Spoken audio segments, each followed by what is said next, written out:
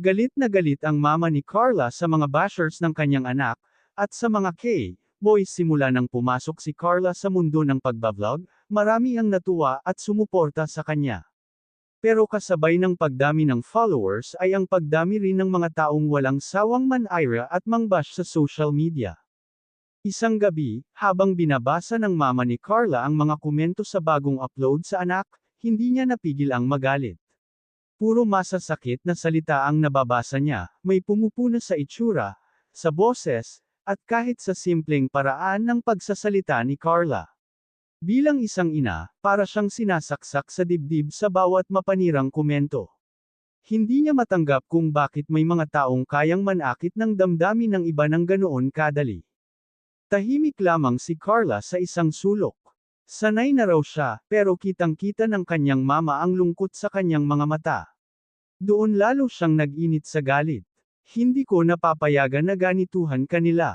Mariin niyang sabi. Para sa kanya, mas mahalaga ang kapayapaan ng isip at damdamin ng anak kaysa sa kasikatan o kita mula sa pagbablog. Dahil dito, nagdesisyon ang mama ni Carla na itigil muna ang pagbablog ng anak. Ayaw na niyang ipablog si Carla kung kapalit naman nito ang matinding stress at pambabatikos. Mas gugustuhin pa niyang bumalik sa tahimik na buhay ang anak kaysa araw-araw itong nasasaktan dahil sa mga bashers. Para sa akin po, gusto ko kung halimbawa kung ibablog yung anak ko, ikalingat pag na lang ayaw ko na po sa iba. Tama yan. Ayaw ko na po sa ibang reaktor, ayaw ko na po sa sinong mga K-boys, mga ayaw ko na po. Ay, tama yan. Ikalingat pag na Baka naman yung anak mo ay nagpabalag sa iba tapos nire-release pa. Iwan ko lang po. Mabait kasi si Carla. Mabait kasi si Carla. Kuya, sa pakikisama na din po, mas nakikisama niyo po. Kasi marami dyan mga iba lalabas, kakain, o kaya 7-Eleven o Jollibee. Tapos si Carla, picture tayo. Friends. Din po siguro. Kaya yun din ako ang kahilingan ko kay Kalinga Prab. Na halimbawa kung ibablog ngayon ng anak ko, pinagbabawalan ko na po lahat ng K-boys. Dapat si Kalinga Prab lang. K-boys! Pinagbabawalan ko na po sila lahat lang ng Ha? K-boys! Kalinga Prab lang po. Sino-sino yung mga K-boys? Kasama ni Carla. Yan o.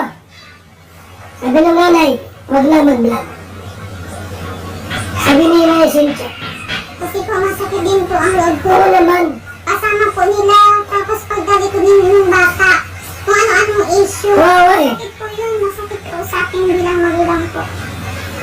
Pero pag si Jomar mag-vlog, okay. Si Kalinga Prab lang po. Ay, Jomar, di ka rin mag-vlog, ha? Kalingat vlog lang. Para per daw. Daming issue ay. Para per daw. Daming issue. Grabe yan. Na-stress yung bata kasi nag-i-eskwela. Tapos magkaka-issue pa. Walang iba. Naminahaw si Carla. Si Jomar lang. Ano po yan. So, paliwanag na sa akin to.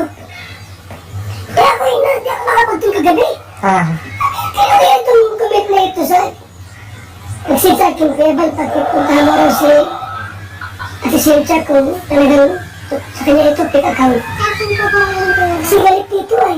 Nag-comment nga po pag ano ko nga, sabi sa post ko, sabi ko po, kung may sumbong po kayo, di kayo Kalinga Prab po kayo may sumbong. Yun po ang sabi ko po sa kanila.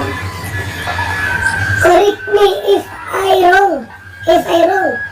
May karapatan ka ba na malaman lahat ng galaw ng anak ko? Tahimik ako, pero sobra na kayo. Wala kayong tigil. Okay, Kalinga Prab, kayo nagsumbong.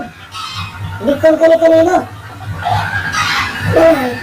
Yung mga reactor mo yan, yung masabi mo. Kunting galaw, reaction lang. Diba? Kunting galaw, kunting reaction. Yan. Ayaw ko na po, pinagbabawalan ko na po sila. Kung hindi po, sa'yo galing po, sa Kalinga Prab po. Wala na po, kasi parang wala na din po ang tiwala ko po sa kanila. Yun. Ha? May man doon, may kami punta rito. May Cynthia. Alam mo naman yung nangyari sa isang lagting. Alam mo. Matagal jowa. Ngayon, kaya wala eh. Ayaw ko naman magkita ang pangalan na love team kasi wala reaksyonan. Alam mo yun, almost 3 years love team. Malambing, lagi magkasama ngayon, naghiwalay na. Ayaw na nangyayari sa John Carrion at sa FC at ibang mga love team. Kaya po kaya ano kaya ang maramdaman niyo po pagka magkahiwalay na yung John Car? Halimbawa, nagkahiwalay yung John Car, si Jomar, iba ng kalab team. Ano po? Okay na ba sa'yo yung gano'n? Si Carla naman, iba ng lab team. Pero okay lang?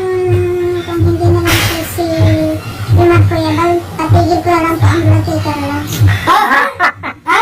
Kasi po sila po ang mga tao kung Kung hindi na po si Jomar ang kalab team ni Carla, walang vlog. Walang lab team.